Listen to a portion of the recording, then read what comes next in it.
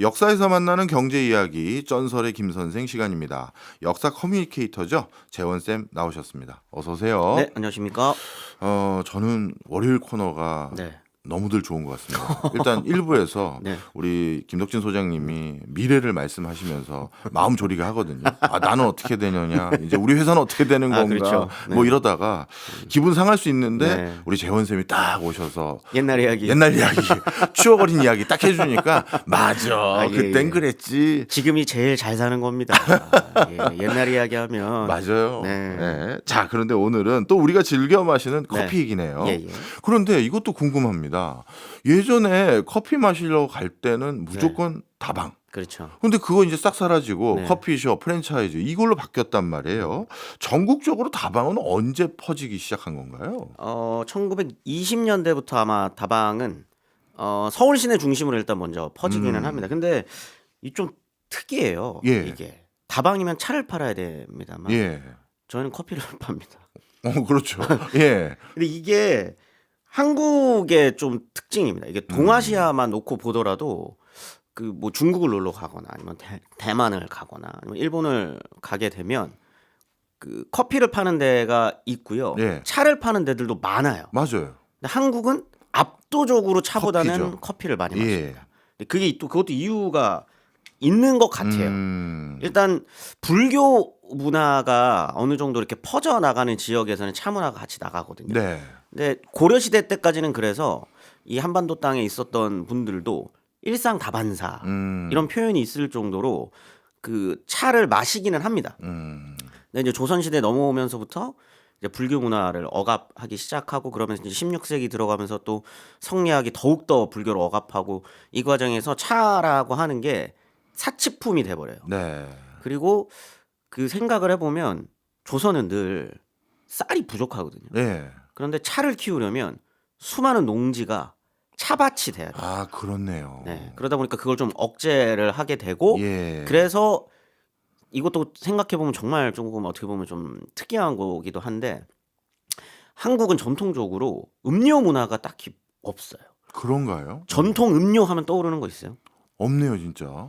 수정과 정도? 그리고 식혜. 식혜 예, 정도? 예. 그다음 숭늉 숭늉. 뭐 이 정도지. 예. 딱히 음료 문화라고 할 게 없어요. 그래서 조선 후기부터 먹는 음료가 예. 사실 술밖에 없습니다. 아. 근데 그걸 1900년대 들어가면서부터 빠르게 대체하기 시작했던 게 차는 키울 수 없으니까 커피가 되는 거죠. 예. 대량으로 수입을 해가지고 네. 이제 그 커피를 마시기 시작하는 거고 그러면서 1920년대 들어가면 이제 많은 다방들이 그 생기기 시작한 거군요. 충무로, 뭐 을지로, 지금의 명동 여기를 중심으로 좀 퍼지기 시작을 하는데 예. 1927년 기준으로 카페 업자 숫자가 예. 충무로만 예. 50명이 넘어요.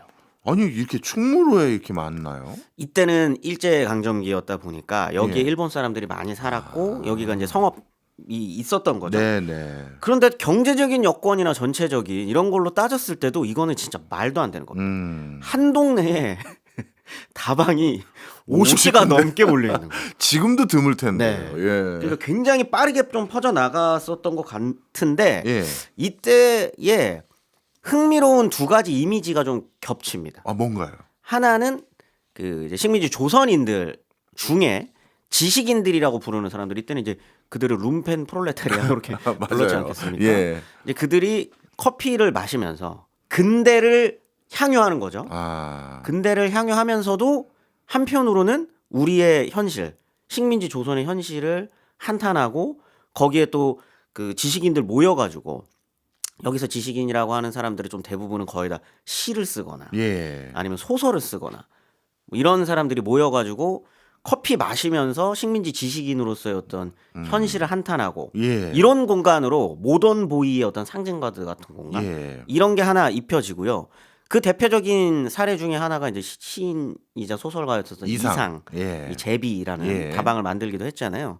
요런 이미지가 하나 있고요. 예. 두 번째는 여기 약간 풍기문란을 상징하는 곳으로 이미지가 또 씌워집니다. 근데 그럴 수밖에 없었던 게 일제강점기 때 다방이 그 여자 보이라고 네. 부르는 예. 그 여기서 일하시는 분들이죠. 예. 이런 분들에게 여보이라고 불렀다고. 여보이라고 하더라고요. 부르는 예. 사람들에게 좀 약간 그 성적 그 대상화를 한다거나 아니면 그런 식의 이미지를 만들면서 장사를 해요. 예. 그러다 보니까 여기가 여급들이 성매매를 하는 곳이라고 하는 이미지도 같이 씌워집니다.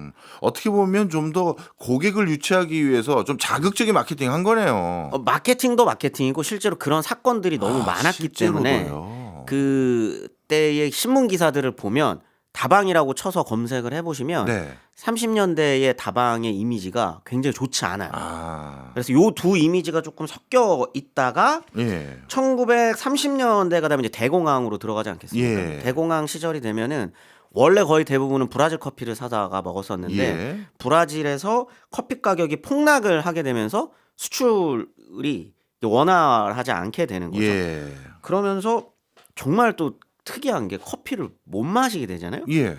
그럼 그냥 안 먹으면 될 것 같은데 지금 당장 대한민국에 커피 수입이 금지됐다고 한번 생각을 해보세요.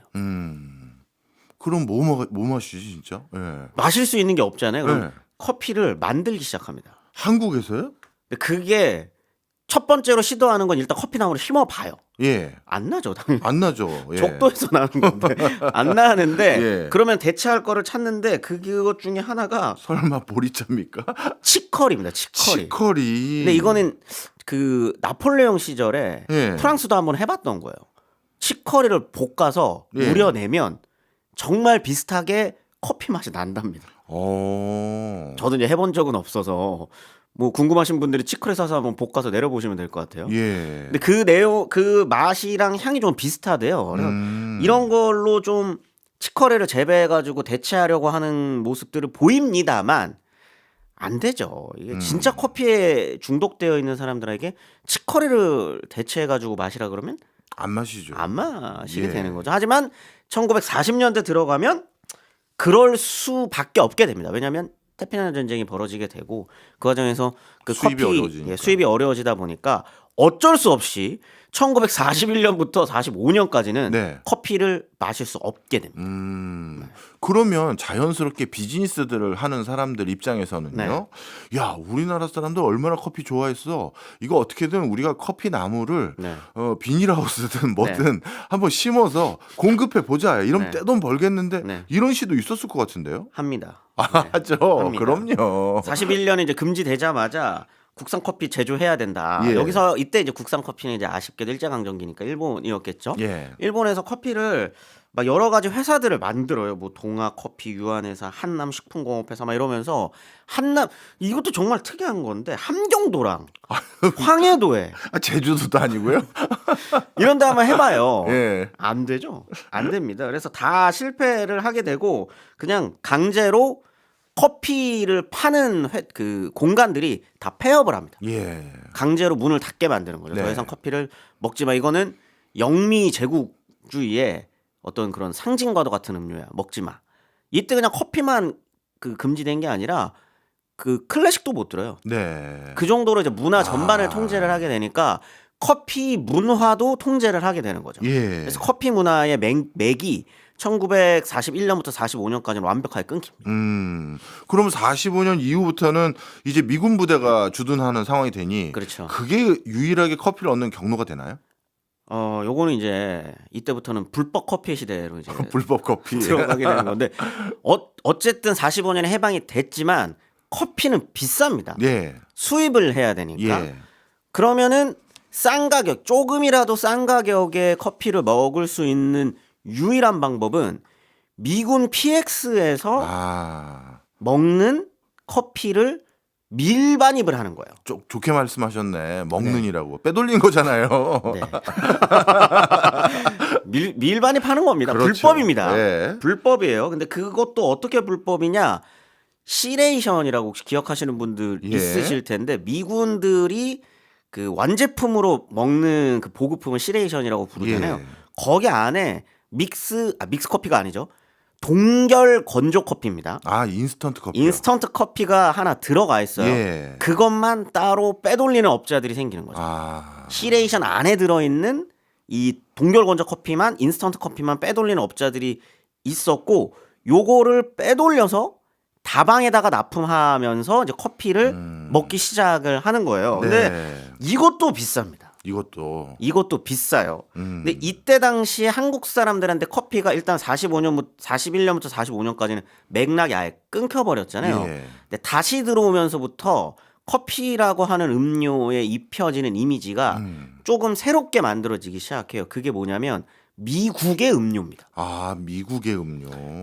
미군을 통해서 들여온 음료이기 때문에 미국의 음료 그리고 곧 그것이 근대의 음료라고 하는 이미지가 만들어지면서 커피를 먹는 건 마시는 건 미국을 마시고 근대를 흡수하는 과정 예. 이런 식으로 이미지가 좀 덧씌워지기 시작을 하는 거죠. 그리고 일단 인스턴트 커피이기 때문에 원두보다는 저렴하되 예. 일반 음료보다는 조금 비싼 정도? 예. 요 정도에서 이미지가 형성되면서 팔려나가기 시작하는 게 1950년대 이후의 커피라고 생각하시면 될 것 같아요. 그렇군요. 그러면 어떻게 보면 미군 부대가 들어선 이후부터는 네. 커피라는 음료는 좀 더 선진화되고 네. 그리고 좀 더 약간 고급스러운 네. 그런 음료의 대명사가 된 거네요. 그렇죠. 그런데 그 커피는 원두 커피가 아니라 인스턴트 커피.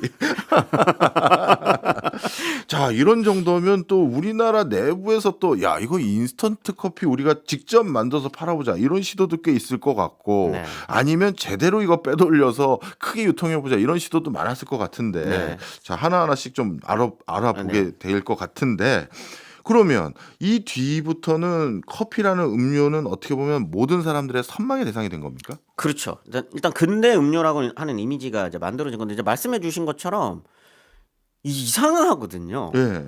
왜 인스턴트 커피가 이런 위치를 차지하게 되냐? 다른 나라도 이런 경우가 있는가? 없습니다. 이거 한국만의 독특함인 예. 거거든요. 인스턴트 커피라고 하는 게 이거 만드는 방법 혹시 아시나요? 건조해가지고 그냥 빻아서 갈아서 만드는 거 아닌가요? 그러니까 어떤 분들은 그 커피 알갱이가 그냥 커피 간 거라고 생각하시는 분들이 있는데 그게 아니고 예. 커피를 한번 내려서 예. 그거를 찌꺼기 아닌가요? 찌꺼기 아닙니다. 물이군요. 커피물이에요. 커피물을 동결 건조를 한번 한 거예요. 예. 그거를 빻은 겁니다. 그렇군요. 그래서 물에다가 타면은 이제 다시 커피처럼 되는 거죠. 네. 커피 내린 물처럼 되는 거예요. 네. 그러다 보니까 한번 내렸던 커피를 건조시켜 가지고 다시 물에 타니 네. 이거는 어떻게 보면은 좀 향도 절반보다 줄고 훨씬 더 줄 거고 맛도 좀 줄 거고 맛도 줄고 이렇기 네. 때문에 다른 나라에서는 당연히 잘 안 먹습니다. 근데 거의 다른 나라에서 이 인스턴트 커피라고 하는 이미지는 예. 전쟁 음료예요. 그 남북 전쟁 이후로 미국의 남북 전쟁이죠. 미국의 남북 전쟁 이후로 1차 세계 대전, 2차 세계 대전을 겪으면서 군수품으로 활용되는 커피라는 이미지가 있는데 한국은 특이하게 이게 미국의 음료라고 하는 이름이랑 같이 퍼지면서 네. 인스턴트 커피가 곧 커피고 예. 그 원두 커피라고 하는 거는 지위를 잃어버린 겁니다. 그러면서 이것이 진짜 커피라고 하는 이미지로 널리 퍼져 나가기 시작하는데 1960년대 후반까지는 네. 거의 대부분의 이 커피, 인스턴트 커피도 밀수출인 겁니다. 밀반입을 해서 예. PX에서 밀반입을 해가지고 이제 퍼져 나가는 거고요. 근데 이것도 진짜 그 중간에서 해먹으시는 분들이 많으셨나 봐요. 이렇게 해서 파는데 다방에서 한 4-50원에 팔았다고 하거든요. 네. 그러면 그게 어느 정도 가격이냐면 짜장면보다 조금 비싼 겁니다. 이야. 진짜 고급스러운 음료. 진짜 고급스러운 음료인 거죠. 네. 근데 국가에서 봤을 때 예. 이게 문제가 돼요. 왜요? 세금을 거둘 수 없잖아요. 그렇네요. 밀반입을 해서 이게 다 암거래가 되는 거기 때문에 커피를 이렇게 4-50원에도 먹는 사람들이 넘쳐난다고 하는데 이거에 대해서 세금을 거둘 수가 없습니다. 네. 그래서 이거를 막고자 정식으로 네. 미국의 인스턴트 커피를 수입을 해서 정식으로 이 음료를 팔아라 라고 해가지고 만들어졌었던 회사가 동서식품인 거죠. 그래서 동서식품이 이걸 하는데 잘 안 됩니다. 처음에는. 네. 처음에는 잘 안 됐다가 그 김재명 회장님이라고 네. 원래 이제 삼성맨이셨거든요. 예. 삼성맨이셨던 김재명 회장이 동서식품을 삼성을 나오고 인수를 하면서 네. 이 동서식품에서 만드는 그 어떻게 보면은 이제 그게 미국 거를 공장을 한국에다가 입점을 시켜서 네. 거기에서 한국에서 만들어 가지고 파는 커피인 겁니다. 이제 예. 요거를 인수를 해가지고 마케팅을 기가 막히게 합니다. 어떻게 했나요? 영어로 했습니다. 영어로요? 마케팅을 영어로 하면 어떤 효과가 있냐면 예. 이게 아까 말씀드렸었던 것처럼 커피라고 하는 게 아무리 인스턴트라도 네. 미국의 음료, 근대를 향유하는 것, 그다음에 이게 세련됨 이런 것과 연결이 되는 것으로 지금 한국 사람들한테는 각인이 된 거잖아요. 예. 그런데 한국이 미국 것을 그대로 수입해서 미국에서 판매하는 그대로 당신들에게 판매를 합니다. 라고 하는 전략을 짰던 거죠. 네. 이게 불티나게 팔리기 시작합니다. 네. 그래서 또 망해가던 동서식품이 김정일 회장 취임 이후로 이제 그 김정일 회장이 이걸 동서식품을 이제 그 식품을 운영한 이후로 예. 이제 조금씩 좀 커피 인스턴트 커피라고 하는 것도 가격도 내려가고 예. 국가 입장에서도 세금도 제대로 거둘 수 있는 상태에서 유통되기 시작을 하는 거죠. 그게 그렇군요. 1970년대고요. 네. 1976년이 되면 예. 획기적인 상품이 하나 나오는 거죠. 설마 그게 이제 믹스 커피. 한국 사람들한테 요걸 가지고 한번 설문조사를 했더니 한국이 예. 낳은 최고의 발명품 발명품. 한글, 뭐 온돌, 네. 뭐 김치 이게 4위입니다. 믹스 커피가요? 믹스 커피가 4위. 야, 한국이 낳은 최고의 발명품 중에 하나인 이야. 거죠. 예. 그리고 그게 1976년이고요. 1977년에 이 믹스 커피와 함께 어마어마한 또 이거는 이제 일본이 발명한 거긴 합니다만 네. 2년인가 3년 만에 한국에서도 이걸 갖고 들어와요. 뭔가요? 그게 이제 자판기 커피입니다. 자판기 커피. 이게 들어오게 되고 굉장히 빠른 거죠. 77년에 들어왔으니까. 예. 그리고 1980년대부터 이 자판기 커피가 대학 내에 뿌려집니다. 예. 대학교에 뿌려지기 시작하면서 50원, 100원만 넣으면 커피를 먹을 수 있는 시대가 된 거죠. 그렇죠. 그러니까 동서식품과 자판기 커피라고 하는 시스템이 예. 같이 딱 하고 만나면서 한국의 커피가 이제야말로 1970년대 중반 이후서부터 본격적으로 대중화의 시기로 들어가게 되는 거죠. 네. 그런데 한국 사람들은 예. 커피 하면 예. 그러니까 지금은 조금 다릅니다만 예. 적어도 2000년대 초중반까지는 예. 커피 하면 그냥 믹스 커피 아니면 자판기 커피예요. 그렇죠. 그게 우리에게 딱 머릿속에 각인되어 있었던 예. 커피라고 하는 음료인 겁니다. 예. 네. 저 학교 다닐 때도 선배님들이 야 커피 한잔 하러 가자 그러면 지금이야 카페 가나 보다 하는 거지 예전에는 자판기 앞으로 무조건이죠. 그리고 커피하면 쓴 음료라는 생각을 잘 못해요. 그렇죠. 단음료죠. 단음료입니다. 커피는 단음료예요. 근데 예. 지금 뭐 사실 세계 여러 커피를 이제 즐긴 지 오래된 나라들은 커피에 대한 맛과 취향이 굉장히 다양하잖아요. 네. 품종, 그다음에 어디 산지, 그다음에 그 산지 안에서도 어떻게 내가 볶아 먹느냐, 내려 먹느냐 이런 식으로 취향을 가리잖아요. 네. 근데 한국은 정말 특이하게 취향을 가립니다. 믹스 커피지만. 네. 프림을 몇 스푼 넣느냐, 아니면 설탕을 내가 몇 스푼 넣느냐. 믹스 커피 입맛은 한국이 제일 까다롭죠. 그럼요. 이걸로 나누는 거지 품종 이런 걸로 이건 나누지 없죠. 않았었던 맞습니다. 거죠. 네. 근데 제가 옛날 기록들 몇 개 보니까 지금 질문 드릴 게 네. 앞서 이 믹스 커피 네. 이거를 홍보하기 위해서 고급 마케팅으로 영어로 뭐 네. 마케팅했고 이 말씀 주셨잖아요. 네. 근데 제가 봤던 자료는 이게 순국산품이다 이런 식으로 홍보했던 이미지를 많이 봤는데 그럼에도 불구하고 네. 영어로 씁니다. 맥심, 영어로. 맥셀 하우스, 아. 테스터스 초이스. 예. 이게 하면서 이게 한국의 좀 독특한 것 같아요. 예. 근대화를 하더라도 예. 미국을 향해 하더라도 우리식으로 우리식으로. 약간 이런 느낌을 주면서 커피가 고급 음료지만 예. 고급 음료를 음. 우리도 이제 다 같이 즐길 수 있어. 아. 누구 때문에? 동서식품 때문에. 동서식품 때문에. 이런 이미지를 함께 주는 느낌으로 갔었던 것 같아요. 아. 그게 어떻게 보면 한국식 근대화의 특징 같은 거라고 좀 보여집니다. 네. 그리고 당시 어떻게 보면 정권에서는 네. 그동안 세금도 못 그렇죠. 걷고 달러도 자꾸 반출되는 사업이 네. 드디어 국산화되고 합법화되니까 권장했겠는데. 그럼요. 예. 이제부터는 원래는 60년대만 하더라도 이 국가에서 커피를 금지령을 내리려고까지 했어요.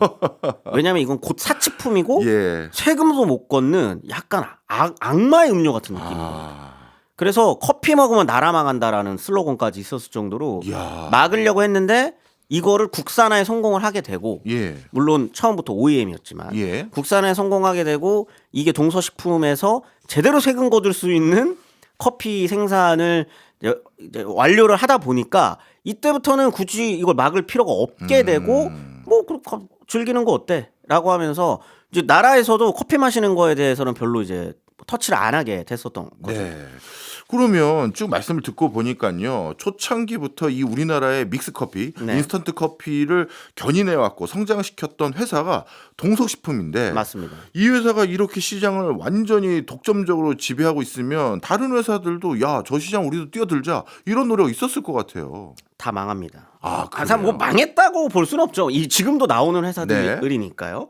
뭐 네슬레라든지 네. 아니면은 뭐 미주산업, 뭐 한국커피 이런 이름들로 들어와요. 네. 그런데 지금 아마 이건 지금은 조금 지금은 이제 아메리카노나 이런 것 때문에 좀 깨지기는 했을 테지만 예. 2000년대 중반까지도 네.